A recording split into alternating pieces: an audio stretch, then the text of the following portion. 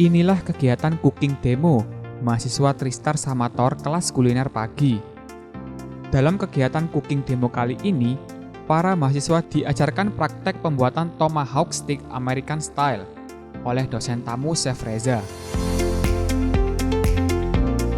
Tampak para mahasiswa sangat antusias dalam cooking demo kali ini. Dan diharapkan setelah mengikuti demo, kedepannya para mahasiswa dapat menyerap ilmu yang telah diajarkan. Oke, nama saya Chef Reza. Hari ini kita masak American Tomahawk ya. Kita pakai 2 saus, yaitu yang paling basic ada barbecue, yang satunya kita bikin creamy gravy kayak gitu-gitu ya. Teknik yang kita ajarkan hari ini itu sous vide, tetap sous vide, terus habis itu kita grill tapi pan sear sampai kulitnya agak sedikit crispy tapi dalamnya masih tender dan juicy banget. Itulah tadi kegiatan cooking demo mahasiswa Tristar Samator kelas kuliner pagi. Bagi Anda yang ingin belajar seputar dunia culinary art, silakan hubungi kampus kami